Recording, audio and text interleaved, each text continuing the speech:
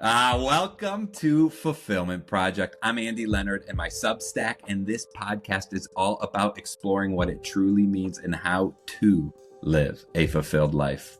If you get something out of the podcast, I'd love for you to share it with someone who could get something out of it. Give it a thumb up, a 5-star, subscribe on Spotify, YouTube, Apple, wherever you get your content. Please give us a good rating. It helps the almighty algorithm prioritize our content so more people can see it. If you want even more, sign up for Fulfillment Project Premium, where I come up with additional resources to help you personalize the content we talk about. All right, today I got Andrew Beeler on the line with me. Thanks for being here. Let's get started. Andrew, how's it going, man? Hey, man. How are you? So well. Where are you at today? I am in independent floor covering of Fort Gratiot, Michigan. Beautiful. I want to get there, but first I want to back up. I want to tell our listeners a little bit about you. So, Andrew Beeler, born and raised, great community of Port Huron, Michigan, attended the U.S. Naval Academy, received his BS in Naval Architecture, and commissioned as an ensign in the U.S. Navy in 2014. Real quick, Beeler, what's an ensign? It's an O1. It's the first officer rank in the Navy. Got it. Okay, so bottom of the totem pole. That's right. Good for everyone to know. And although you couldn't tell by your ripped muscles and your beautiful hair. Andrew served 2 tours of duty aboard a guided missile cruiser and a guided missile destroyer. That's insane. I wonder if we'll get into any stories of that today. You completed deployments to the Western Pacific and Middle Eastern theaters. And then, if that wasn't enough, you got elected to the Michigan Legislature in 2020. You served 2 terms, one as assistant Republican leader, and then you left office after not seeking re-election to buy the business and purchase the seat you're currently sitting in. So what did I miss? Did I miss anything in there? No, that's it. So there's a couple articles that I published, one on consistency, one on mentorship, and I feel like throughout our friendship, I've learned so much from you, Andrew. And actually, can you just tell the group where we met? They're wondering how I rubbed shoulders with someone as elite as you. Yeah, it's a hilarious story, but it must have been 2022, I think, and we were at a conference together in Salt Lake City and at a large group dinner, and I want to say the seats were assigned, which also makes the story better because that means fate was involved, but we were assigned seats right next to each other. And I just remember thinking, I consider myself an introvert. So I'm always kind of looking for, okay, what's the way that I can engage the person next to me? Because I feel very comfortable in one-on-one situations. So it's like, okay, how can I engage the person next to me in conversation? And I just remember thinking, okay, well, this person is young, he's married. Sometimes that means they're Catholic. Okay, so that's obviously something we could talk about there. So we just struck up a conversation, and it was a terrible networking event because I think you and I just chatted the entire night about everything under the sun, and I learned basically nothing about what you were at the event for. But we had a great time chatting. I couldn't believe what a connection it was, Andrew. We talked all night. And then I think 2 weeks later, we were cracking beers on your sailboat in Port Huron. And then whenever I made it to Lansing, we would meet up for lunch or breakfast. And the friendship bloomed from a random seat assignment in Salt Lake City. Life is so crazy how it works out. And here we are years later and doing a podcast together. Yeah. Yep. So it's funny how that works. So let's rewind Annapolis, the Naval Academy. That sounds pretty amazing to me. What got you to Annapolis? Honestly, Providence. If I'm being honest, I was actually just sharing this story with somebody today, but I hadn't even heard of the Naval Academy until spring break of my senior year in high school. And my dad, told me about it, did a little bit of research, decided to go visit on my spring break. My parents actually, we called it the Dream College Tour because we went to Annapolis, we went to the College of Charleston, and we went to Duke. And was just kind of blown away by what I saw, understood very little of what was going on. But just something drew me to it. Completed the application, again, having only heard of it a few months prior, and went through the process, which is insane in and of itself, and got in. And didn't really realize until I was there kind of how fortunate I had been, because I met people whose parents and grandparents had gone to Annapolis and have wanted to go there their entire life. I met people who have applied 4 times to the school, only, to just get in on the last try, or to have to go to a year of prep school before they could get in. And here I am, the guy who hadn't even heard of this place, 6 months later, starting there. So extremely fortunate to have even heard about it, even more so to have been accepted. And it's just, it's just funny, because the more I look back, the more I'm removed from it, the more and more I'm convinced every single day that I was made to go there. It was the absolute perfect school for me. It's exactly what I needed. Without a doubt, wouldn't have done any of the things I've done in my life up to this point without having gone there. So yeah, just kind of an extremely fortunate situation, and was so blessed to go there. What about the process made it crazy? Don't you need someone to sponsor you to get in? Yeah, it's called a nomination, but a member of Congress needs to nominate you to go. And that doesn't actually guarantee that you can go. It's just one of the things that you need. And so that turns into its own application process. So you can apply for your member of the House of Representatives and both of your state senators. Any of them can apply or can nominate you. And that's an interview process. It's essays, letters of recommendation, things like that. Once you get a nomination, then the Academy itself will consider you, so if you meet the rest of their standards, then you'll receive an appointment. But it's a multi-tiered process, and it's fun, diversity gets thrown around a lot. This is kind of the best kind of diversity, because you guarantee yourself geographic diversity, because everybody has to be nominated by a member of Congress. And so you're kind of guaranteed to get people from every corner of the country.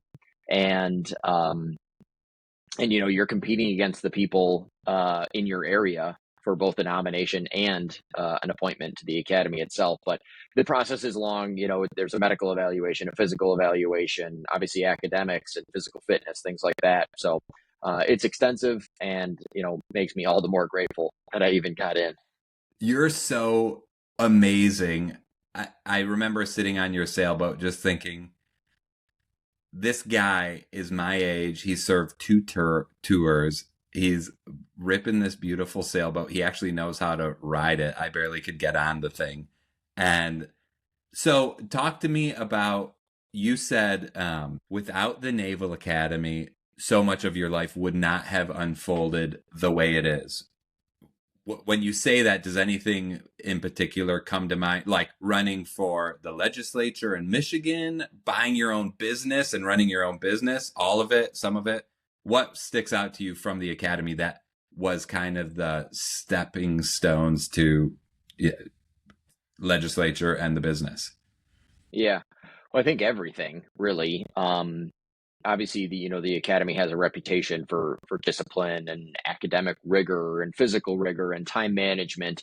Of course, all of those things made a huge impact, right? Being so many people, I think, especially in our generation, go through life fairly easily, right? Never having pushed themselves, never having kind of hit, the proverbial rock bottom, never being really stressed for time. School is watered down, grades are very watered down. Lots of things are just pass fail. So I think the Academy definitely is not that, was not that while I was there.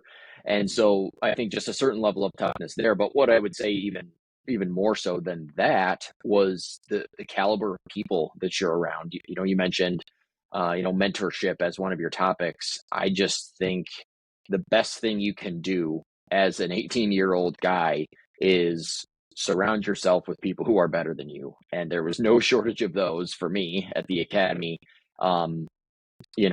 If you were good at something, you were weak at something else. And so if you were helping somebody along here, they were helping you over here. You were helping them do pull-ups. They were helping you not fail chemistry freshman year. So that was, I think, single-handedly the biggest thing. I just had my 10-year reunion a few months ago, and it's amazing just to link up with some of those people. And you were such a different person when you met them, 14 years ago at the start of your freshman year. Yeah.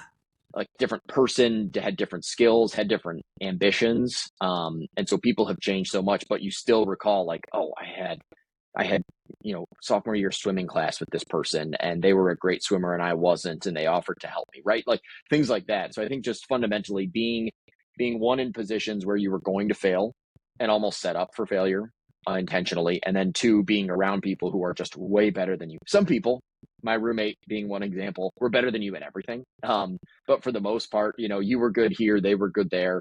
And you just learned to be really humble and accept help where you needed it and give help where you could.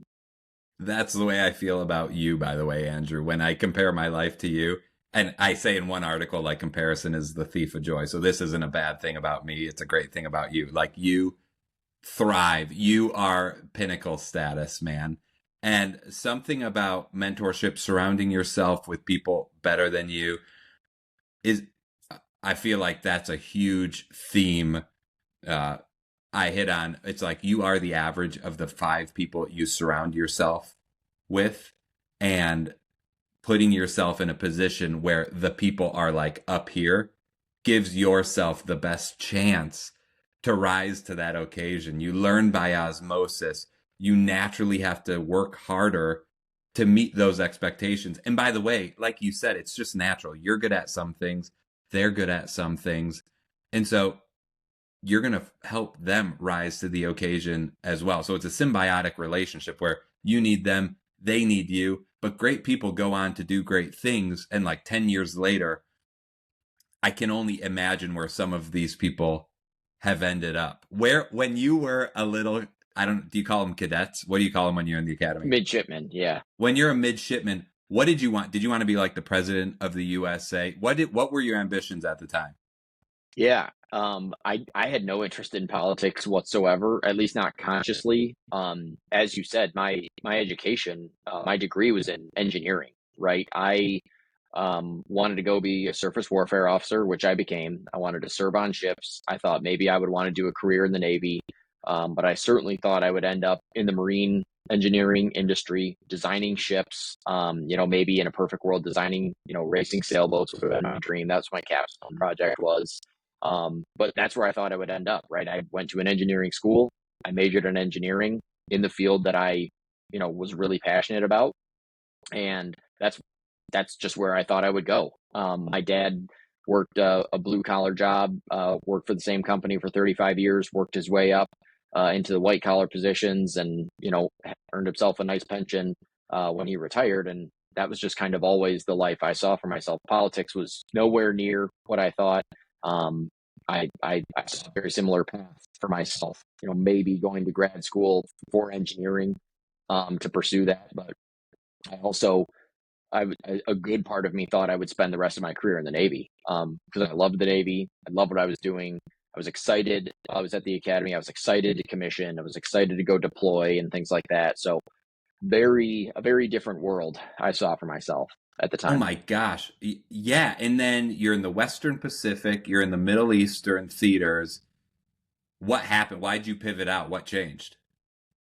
I think definitely during my first tour in the Western Pacific, we were really exposed to kind of foreign policy. In a lot of ways, we were the instrument of foreign policy, particularly in relation to China, North Korea, and Russia. Those were navies that we were interacting with on a daily basis when we were underway. And that became a real interest for me, right? I never lost the love of the Navy, love of the country. In fact, that probably only grew. But what I kind of sensed internally was, yes, I do love the Navy. I do love my country. What's the best thing I can do for them? And is that wearing a uniform or is it wearing a suit? And so that was where I started to sense myself moving a little bit more towards policy, an interest in policy.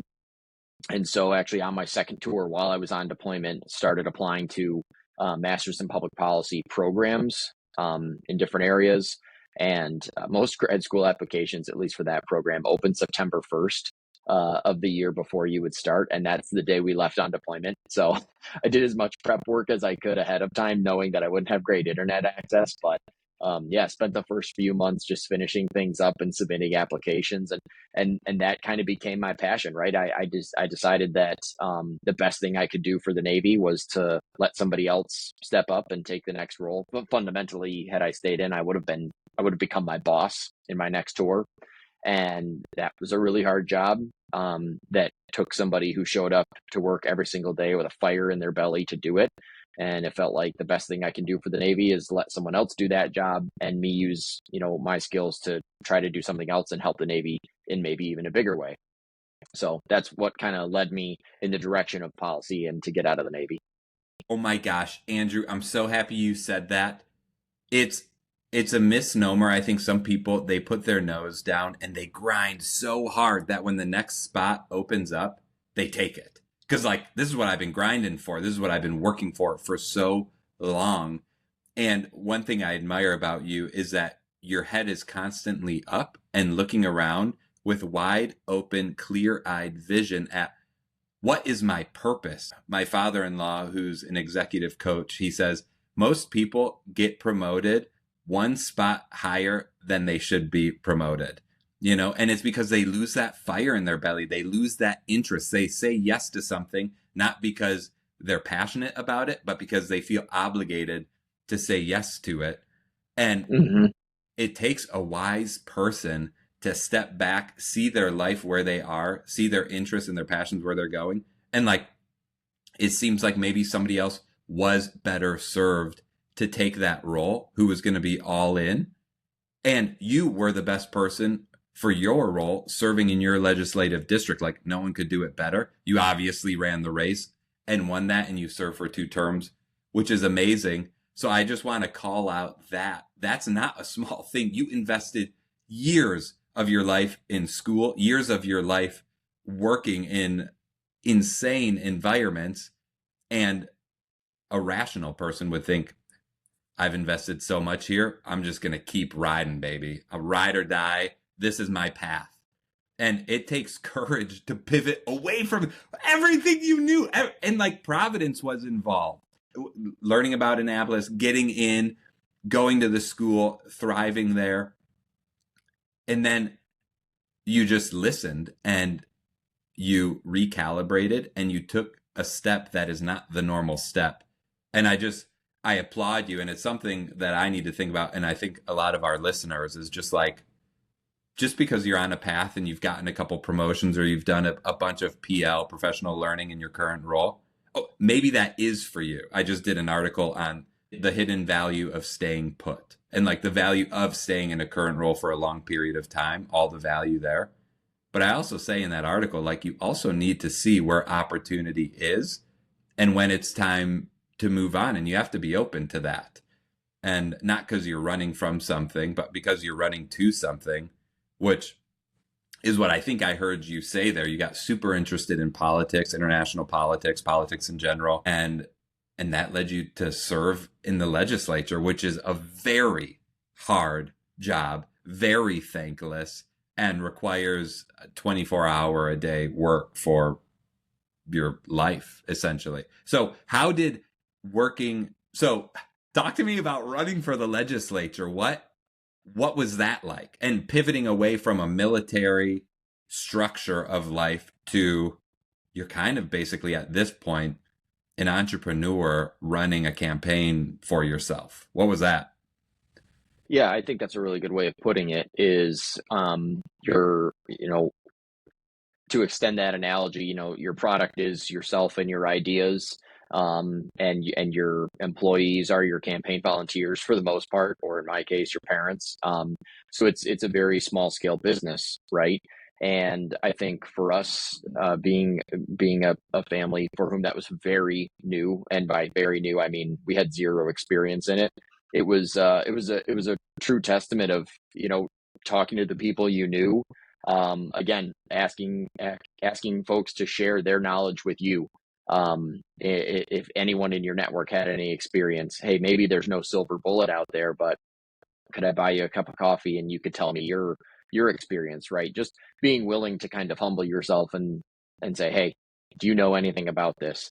But then also, I mean, I just think like good old fashioned hard work, right? That was right in the midst of COVID, right? March 2020 is when we really started in earnest.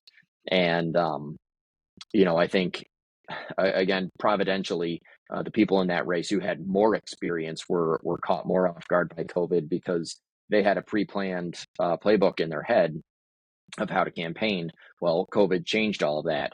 Well, if you're me and you come in with no playbook, the playbook can't change. So we kind of adapted without even knowing it. So in the first 2 months of our campaign, when you couldn't go door to door and do the events and the parades and the coffee chats and fireside chats, we just did phone calls because that was the only way you could reach people during that time. And then when the weather warmed up and we felt a little bit more comfortable, we went out and did door knocking, and we ended up only doing one parade that entire campaign season.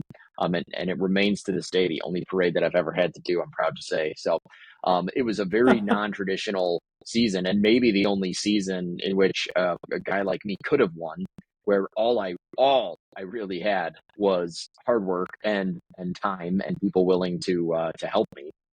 And my mom actually fell off a porch and broke her shoulder and chipped her tooth, knocking doors. Knocking on doors for you? Yeah. So, oh my gosh. Just good old fashioned grit and determination. I always joke with her, no one actually saw it happen. So I suspect, some foul play. Maybe she just wanted to get out of knocking doors. So yeah, she was tired. She had knocked on too many doors. But you know what's crazy, Andrew, is a lot of people are scared to make the jump because there's 1,000 people better than them, more qualified than them to do whatever they want to do. And the truth is, you never know when it's your time and when the environment is going to line up for you to take advantage of the opportunity. Like you, that literally may have been the only cycle you could have won in. But sometimes ignorance is bliss. And like it gives you the confidence, foolish or not, to do something. And you had the fire in your belly. So you had the passion, you had the time that allowed you, I think having that solid Simon Sinek why behind your mission gave you the ability to work hard and nonstop and do all the hard work it took. So like there's another lesson in there of just because you think you aren't qualified doesn't mean you can't go for something. Just because you think you're not the right fit doesn't mean you aren't the right fit. Well, and I feel like so often in my life, especially, it's just been the difference between route A and route B is who raised their hand, right? I remember distinctly when I had started my application for the Naval Academy, it was kind of, dragging along, and I was probably being a little lazy about it. And my dad just said one day, driving me home from practice, he's like, are you going to finish this thing or not? Because if you aren't, you should just stop wasting your time and energy and just focus on something else. And I just decided kind of in that moment, like, yeah, shrug of the shoulders. Yeah, I guess I'll finish it. Right. So, same thing with running for office. You see an open seat, you see something you're interested in, stop trying to make it make sense. It's an opportunity. I'm not saying don't be imprudent. You should always, evaluate your situation, but so often it's just raising your hand for something. Same thing with this business, right? Like it was for sale. First conversation I had about it, the person said, would you be interested in this? And I said, no, but I just kept learning a little bit more about it, talked to some folks I knew about it.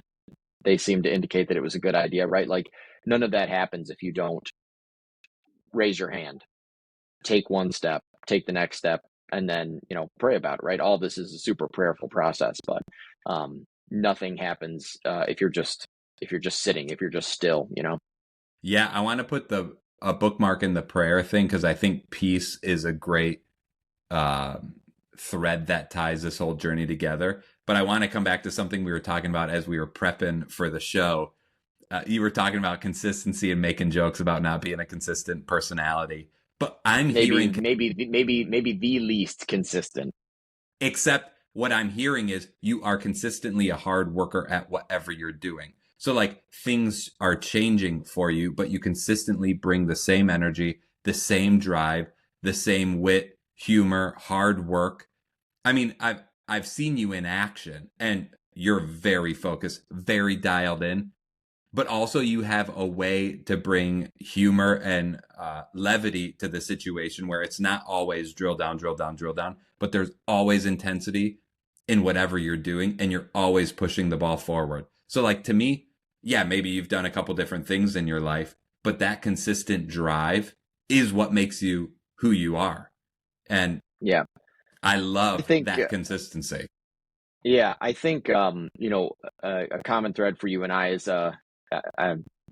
maybe a lowercase d devotion to Josemaria and some of his teachings. I know we both kind of share that. I think he talks a lot about, you know, not everyone will be offered the moment to offer themselves as a martyr, right? But we can martyr ourselves every day. And so that's high praise that you gave me, and I'm undeserving of that. But I do think that there's a lot to be said, especially in the world today. Um, even the concept of like a work-life balance, like you have work and then you have life, and those need to be in balance. I think Josemaria would disagree with that. I think he would say much more like work is your life and life is your work. And if that's oriented towards God, great. If it's sanctifying you towards God, then great. So it's not you trudge through your day so that you can then become a saint. It's that you trudging through your day joyfully for the Lord is you becoming a saint. And so that, I think, is kind of a constant motivation for me. If you're trudging through anything, you're probably doing it wrong. And I think Whoa. that Highlight, yeah. Oh, underline, stamp that, go, baby. yeah. I think that one, I think it just makes you a happier person. I've never considered myself cynical, and I'm so grateful that I haven't been, because you just miss so many opportunities. I know classmates of mine at the Naval Academy is known for kind of engendering cynicism, right? Because it's this place that's held up on a pedestal, and you get there and it disappoints you for this, that, or the other reason.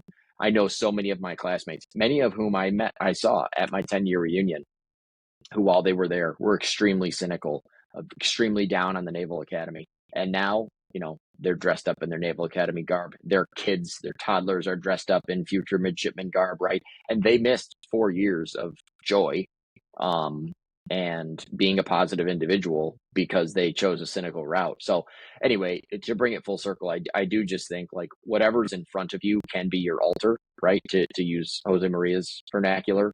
And I think recognizing that makes you happier, makes you work harder, and gives you, what the world calls success, but it also leads you towards sainthood, which is real success. Yeah, and that brings us into my bookmark about peace. So I mean, is that, because I'm a big believer, fulfillment is peace. Like, you have to be feeling peace in your life. And to me, that's the litmus test of all things. Like, am I peaceful about this? If I go out and buy this new car, will it bring me peace? Well, it's a little bit above what I'm comfortable with paying. Okay, that's not going to bring me peace every day or every month when that note comes in on that car. So I can't buy that car, because the litmus test is peace. So, like, how has peace always been on your mind, and how do you make that a reality in your life when you're, quote unquote, discerning a new opportunity? Yeah, I think it does, and it's probably more subconscious than what you've described, where it's a very deliberate process of how will I feel every week when I get this, or every month when I get this car payment.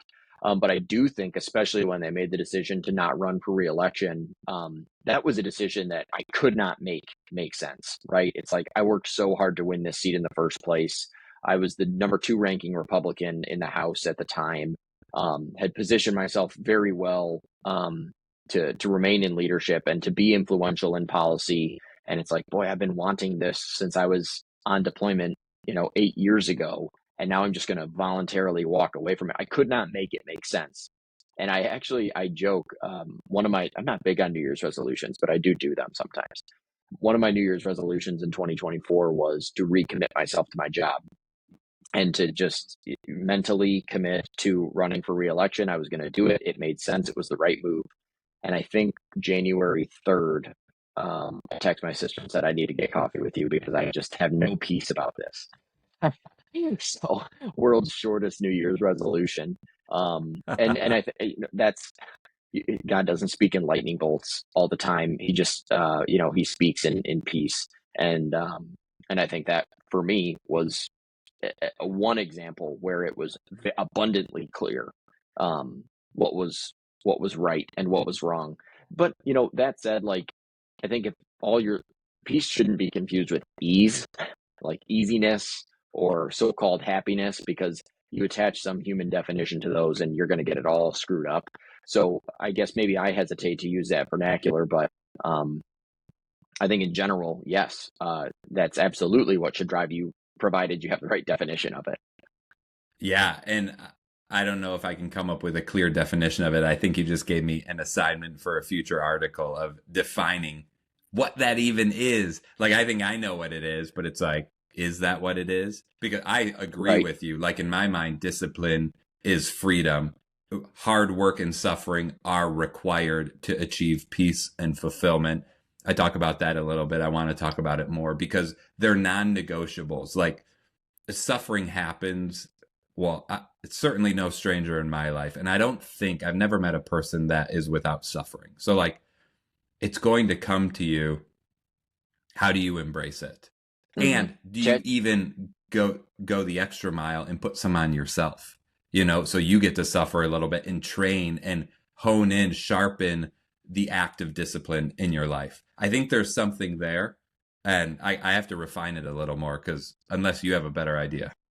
No, it's just my better idea was to chat GPT a good definition for peace. That's a great, dude. Let me know what they say. Oh my gosh. So, Andrew, you drop Josemaria Escriva's name for the listeners, Opus Dei, The Way, the Furrow, and the Forge. I'll drop a link in the show notes if you're interested. It's so practical. That's one thing that drew me to it. And I wonder, you too, Andrew, is it's practical spirituality, sanctifying your work, sanctifying yourself, sanctifying others through your work. Because for the majority of us, that's what we do. We work. And like, how do I find fulfillment and peace and joy? I get a couple weeks of vacation a year, so I can't live in the woods and meditate. So like, how do I find fulfillment in life, in like the hard labor of life? And for me, Josemaria distills it down pretty good. And he calls you on. Like, he's not soft. He'll punch you right in the nose. So my favorite Josemaria quote, which I always, when I'm trying to say something incendiary to get people hooked on Josemaria, is remember that you are a trash can. Like, any saint willing to tell you that is worth reading every word that he says. If that's not countercultural, and he's a 20th century saint, right? So if that's not countercultural, I don't know what is. yeah, I love In the world of love yourself and find your happiness and seek your truth, Josemaria screams loud and clear, remember you are a trash can. It's something to reflect on, and it brings you down. Every night before I go to bed, I say, you are dust, and to dust you shall return. It's something I've been thinking about for a long time, is like thinking about your death really helps refine your life. Like, the best life planning is death planning. Thinking about, how do I want to die? What type of person do I want to be when I die? Who do I want at my funeral? What do I want people to say about me when I die? Like, wow, that helps clarify and crystallize the type of person I want to be today, the type of work ethic I want to bring in today.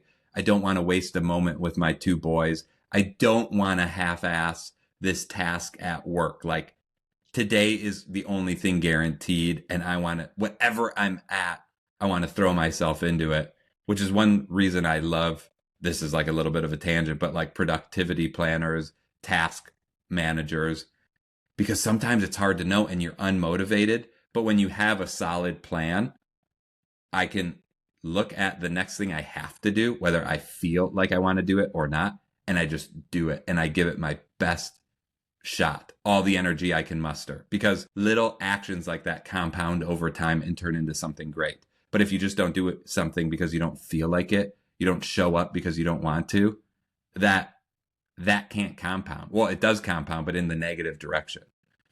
Mm-hmm. So any last words here? Because I want to pivot to, you're not feeling peace. You call your sister. I think opportunities arise for people that are positive, like you are. I think people that live a life of gratitude, like things happen for you because people are naturally drawn to you. And so I'm not shocked that this came up for you, but how did it happen?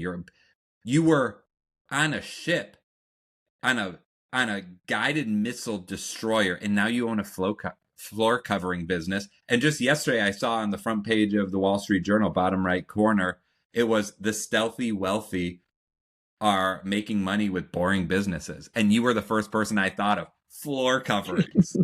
So I I don't know that I would use the term stealthy wealthy to describe myself because I'm neither stealthy nor wealthy. yeah, But I I was gonna do say think you're that very flamboyant. there's something there is something about so-called boring businesses, and there's kind of this whole world on Instagram and social media about buying like boomer owned boring businesses that have been very successful, need some updating, but also they don't have a succession plan. So I was very fortunate that that conversation I described as having with my sister in January of 24, that was before any of this came to light. So I was very committed to making the decision of whether to run for reelection or not in a vacuum because I wanted to make sure I was making that decision correctly. So I wasn't saying the grass is always greener. I could be doing this. Well, I could be doing anything, right? So let's make this Whoa, decision first. whoa, whoa. I I don't know if we have time to go into it, but you could be doing anything. The grass is greener. What you're doing doesn't have to be what you're doing tomorrow, and it doesn't have to be the thing that's right in front of you. Like zoom out and look at the full spectrum. It could be anything. Okay, sorry. That's just, dude, you're dropping words of wisdom everywhere, Beeler. I can barely pick them up quick enough. Keep going. Sorry. Yeah. So it wasn't until March, a few months later, that this even came to light. As I said earlier, legitimately, when a person presented this to me, they said, "Would you be interested?" And I said no. It was just never something that had occurred to me. No history of it in my family, not something that I'd prepared for. Wasn't going to get my MBA, right? Like was not interested in business, right? So this was never in the cards for me.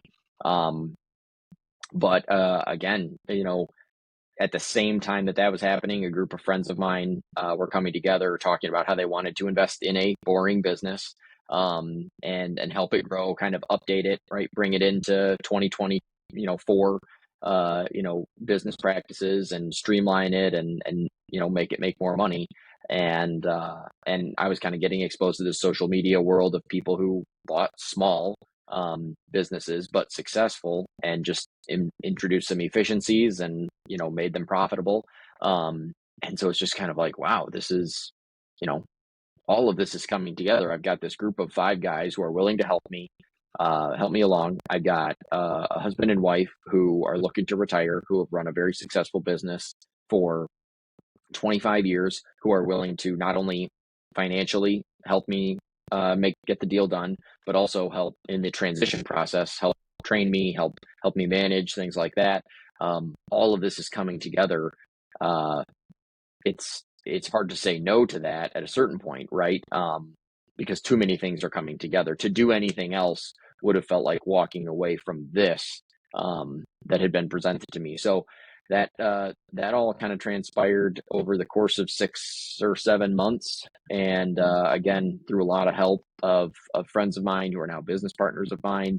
Ultimately closed on the business in December of 2024, and so we're now 5.5 months in, and it's been great. Ups and downs for sure, ton of learning, good days and bad days, but absolutely so happy I'm here. Love coming into work every day. Love the people I work with.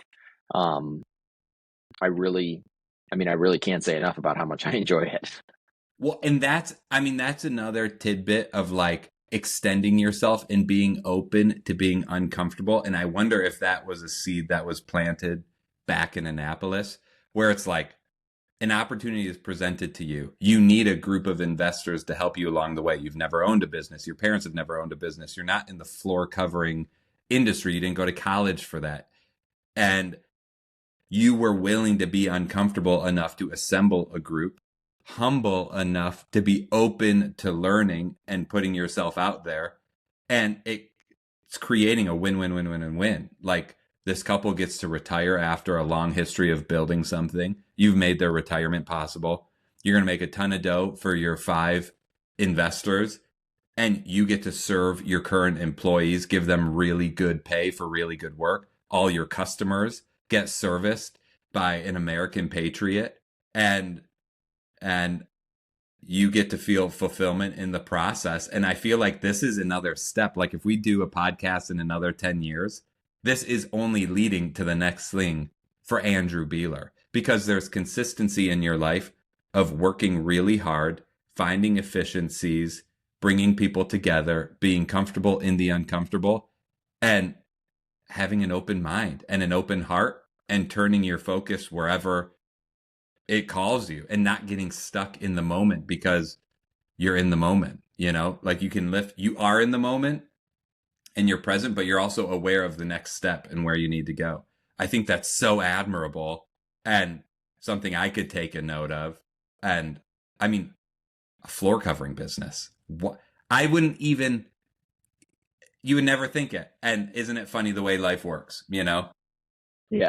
No, I think being uncomfortable, or being comfortable being uncomfortable, is a really good way of saying it, right? You can't really make it make sense. You can't make it make a ton of sense, but there's a certain level of trust that goes into it, and also trusting yourself, right? I mean, I will tell you, it was not 4 months into this work when I decided that it was too much for me and that I needed to consecrate it to the Virgin Mary. So that definitely happened. So she's my latest employee, and she's doing a great job. So it's when you realize it's not you, it also becomes a lot easier, right? It is very much outside of you, and you are just kind of a tool, and all you can do is every day show up, work hard. That's it. Well, it becomes rather simple. In fairness, when you get to the level you're at, if you're trying to do everything yourself, you're going to fail. It's too big. It's too complex for just you to handle. I mean, there have to be a lot of people involved, and bringing the Blessed Mother on board was probably one of your best business moves. Now you can't fail. So she's been a great hire. Yeah, dude. I think actually she hired you somehow. But oh man, Andrew. Okay, well, so if anyone's near Fort Gratiot, Michigan, independent floor covering, shop Andrew's shop. You will not be disappointed. This is not sponsored. That's just, I've known Andrew long enough to know it's going to be a great job. Before we wrap up, anything that went unsaid, anything you want to share with our listeners? No, man, I think this is great. You and I always have such great conversations, and I personally am excited to listen to all the other episodes that you do, because you're just a great thinker, and I can't wait to see what becomes of this. Andrew, I can't wait to see what becomes of you. You're a total stud, rock star, brother. Thank you for coming on today. Everyone, thanks for listening. We'll see you next time.